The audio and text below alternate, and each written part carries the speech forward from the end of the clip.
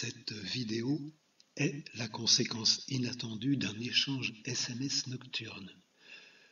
Une amie a la gentillesse de se montrer curieuse du projet Orphée. D'ailleurs, elle n'est pas la seule à se demander ce que je peux bien fabriquer depuis 3 décennies sur ce thème, ce projet de poème holographique. Elle me questionne donc sur l'interprétation, les effets sonores, la présence des acteurs, la spatialisation. Et moi, tout en pianotant sur le téléphone, je déplore de ne pas pouvoir illustrer concrètement mon propos. Et voilà, ce matin, que l'idée me vient de réaliser un Short Message System orphique, un SMS orphique, dont le chemin va s'inspirer des questions de mon ami pour, je l'espère en tout cas, donner un exposé moins sérieux qu'une conférence toute grise, ennuyeuse. Attention, tendez l'oreille, je vais monter le son. Rendre Eurydice au jour. Prendre chair dans l'Hadès où règne Perséphone, ce masque et porte-voix de toutes nos croyances dans la puissance du verbe, extraire des brumes du langage ce qui se concrétise en poésie et chant.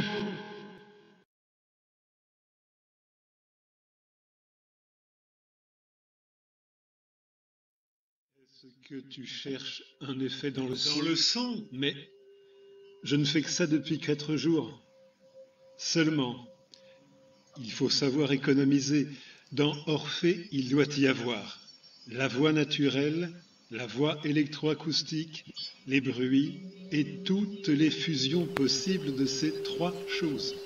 Voix naturelle. Socle, sol d'ocre, forge au rauque rougeoiement, gorge d'argile ocreuse où mordent les tourments, où ton chant cède, cesse, où ton chagrin commence. Et d'argent tous en creusant. Voix électro. Des branches d'or, droit dans mon sein plongeant. Ce pangé est riche en or comme en argent.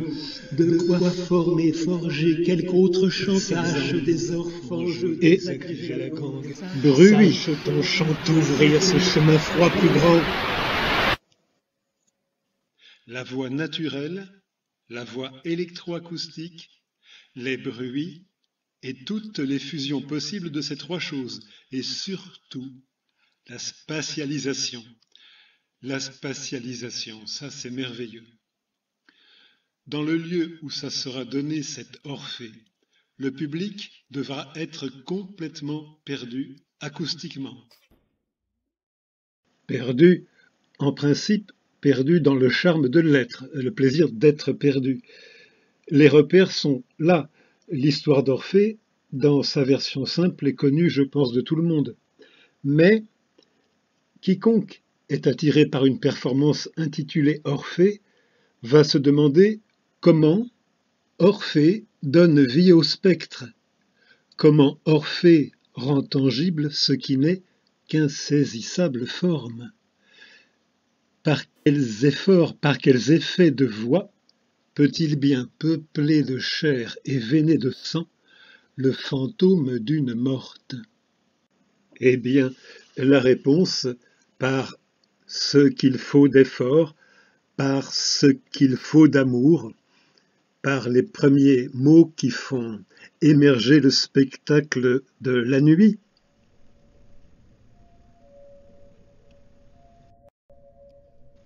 Par ce qu'il faut d'effort, par ce qu'il faut d'amour, pour à nouveau gravir tous les degrés du jour. C'est pas plus dur que ça. Donc ta question, est-ce que je recherche un effet sur le son? 3 effets. La voix naturelle, la voix électroacoustique, les bruits et toutes les fusions possibles de ces 3 choses, et surtout la spatialisation. La spatialisation égale à l'écho? Mais non, avec mon petit logiciel, je fais tous les échos que je veux. La spatialisation, c'est créer le sentiment que le son peut venir ou vient de n'importe quel point de l'espace qui t'entoure et à n'importe quelle distance de tes oreilles. C'est le job de Dominique, mais tu vois, ça c'est le stade ultime, le travail professionnel. Et ultime de l'ultime, c'est la représentation. Je te dis une difficulté, après je te laisse tranquille. Orphée doit quand même faire l'objet d'une interprétation du type interprétation théâtrale. C'est un texte, un poème. Les inflexions vocales liées au sentiment doivent être inventées. Ce n'est pas tout d'avoir une voix monocorde avec des effets d'écho comme ce que je peux faire.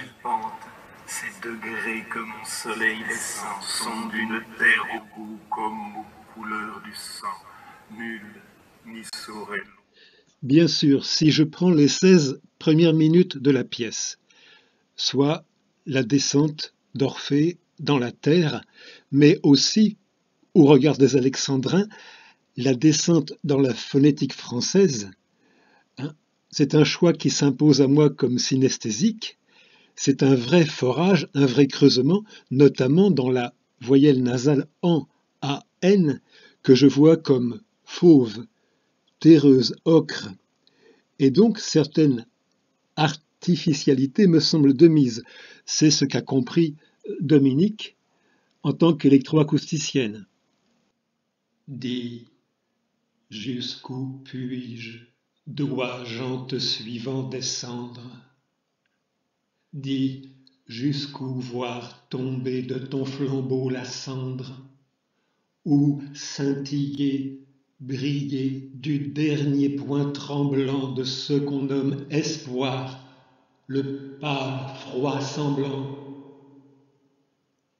Branches, bois d'arbres blancs que chaque instant démembre, bras de pur bois qu'Orphée en arché tant de cambre, la pente d'ocre d'ambre à tant d'antres béants, tant de chaos de roc, tant de caveaux géants, rongeant tous, dévorant hymnes ou dithyrambes, tant engouffrant d'un coup odes, péons et iambes, en écorchant d'écho la langue sans élan, en égorgeant le chantre à s'émouvoir troublant. On voit que les altérations électro peuvent être extrêmement discrètes, appuyées ou vraiment, et ça on le verra tout à l'heure avec les ombres et Orphée, on le verra en fin de vidéo, extrêmement appuyées. Orphée, ce sont 6 voix, ou bien une infinité de voix. Orphée, Eurydice, Choré, Perséphone, 3 ombres, mais les ombres sont aux voix soit alternées, soit confondues, soit multipliées à la foule infinie. Mais il y a aussi des moments à voix nue, simples, sans nécessité d'assistance électro, je crois. Je suis gentil, je vous dis un moment d'Orphée dépouillé. Quel chemin cependant, quel degré l'on m'apprête,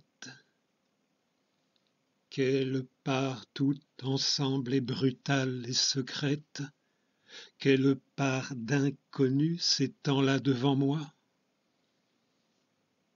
Ton amour a beau lui mettre un feu dans ce froid, beau m'aider, m'inciter à marcher en poète. Plus la nuit s'épaissit, moins sa voix se fait nette, plus il lui faut passer par un chemin étroit et vouloir demander qu'on lui garde sa foi, c'est vouloir la lumière une fois la nuit faite. Bien. Suzy, as-tu d'autres questions? S'il me faut des acteurs, d'autres voix. Oui, sûrement, d'autres voix, c'est sûr. Des acteurs, non, pas forcément. En revanche, moi, je peux travailler l'interprétation de mes propres vers et trouver les inflexions tout seul comme un grand. Seulement, je sais très bien qu'il y a 1 million de façons de dire la même phrase. On a beaucoup parlé de ça avec Dominique Besson. Elle me demande si je veux un texte enregistré ou bien improvisé en live. Je veux les deux. Correction, je veux les trois. Bah oui, je viens de ne parler quasiment que du son, mais la lumière. On sait bien que tous les efforts de l'art d'Orphée, les efforts sonores, les efforts vocaux, ne peuvent réussir que par la validation du soleil. Alors mon éminent designer scénographe, Marc-Joseph, tu vas voir dans les quelques minutes de vidéo qui restent que je n'ai aucun moyen technique, aucune expérience. Tu sais que les ambitions pour le 3D de ce spectacle sont assez fortes. Et ce que tu vas voir, malheureusement, c'est à peu près le coup de crayon maladroit de quelqu'un comme moi qui ne rêve qu'intelligence artificielle, réalité virtuelle et pire. Chant ce versant de mort n'est qu'une plaie étrange. Ces degrés d'ocre, d'ambre ont trop d'entre béants, trop de chaos de roc, trop de caveaux géants, tous engouffrant d'un coup payant aux dithyrambes, trop de ces bois grimpants accrochant bras et jambes, et t'arrachant du cœur ces traînées déchirants. Toujours de quel tourment je rampe, plus s'élargit, grandit le disque du couchant, plus vers la nuit mes yeux voient d'ombre s'allongeant. Quel chant donc, quels accents pouvez-vous bien attendre ma voix prête à vous faire entendre? Mieux qu'au vent froid n'ait fait branches et bois grinçants sans foi. Quel chagrin sourd je sens, quel chemin froid je vais, fort d'en creuser la fange. Or, ces accents, ces chants sans un semblant d'échange, rien presque des progrès d'usage effroyagisant. Plus un champ de centre, sans sous qu'elle soque toujours plus largement ses chancres, et s'ouvre et saigne encore, la terre rouge descend. Où tu descends, la terre lourde et sourde a toujours plus d'accent, plus d'accent, tout l'air du sang, en plus d'où manite ta nuit pour naissance, sur des chemins fermés, toujours à tout vivant, où jusqu'au nom d'espoir n'est qu'un jouet du vent. Tous ces discours pesants vous sont connus d'avance. Sache, à tes dons au moins voir ce qu'ils font. Quel danger tu cours, d'autant plus proche et grand, t'y vouer toi-même à décevoir ton rang. Toi, qui marchais hier si fier de ta puissance, toi dont hier la voix forçait l'ombre au silence, lorsque la lyre au son si doucement troublant de sous tes doigts sonnait de tous ses nerfs tremblants, de tous ses nerfs tendus. D'un peu moindre louange, tous vos drapés de roches ont de trop lourdes franges, et la plupart tout prêts à s'écrouler par pans, mais la plupart encore en forme de tympan, où tes accents, tes chants tiendront lieu de charpente. Par des chemins que toi seul des vivants arpente, toi seul dois rendre cher au vrai pouvoir du chant. Dis au pouvoir de quoi vos cœurs vont se gorgeant. Ces lauriers fins, non saints, que trop longtemps m'étampent, et justement, l'effort demande d'autres lampes. Et justement, Corée, seconde ton dessein, d'ensemencer la nuit dont tu descends au sein. Ose l'effort sur toi, de qui la voix touchante a ce timbre or-argent qui toute chose enchante. Ose l'essai de voix que ton pangé attend. Juge jusqu'où l'effet de ton pouvoir s'étend. Un tel souci de moi m'étonne, d'épouvante. J'ignore quel dessein votre Corée m'invente. aussi bien lyre en l'une et plectre en l'autre main, le couchant seul m'indique et dicte mon chemin. Du couchant seul mon chant suit maintenant la pente. Et te voilà tremblant devant la nuit tombante. Prétendre pénétrer des lieux où nul vivant ne put jamais entrer.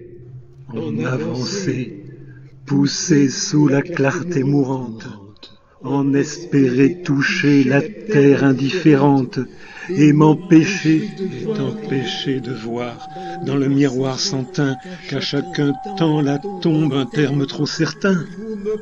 Vous me pressez d'agir avec tant d'insistance. Entre Ulysse et toi, si grande la résistance.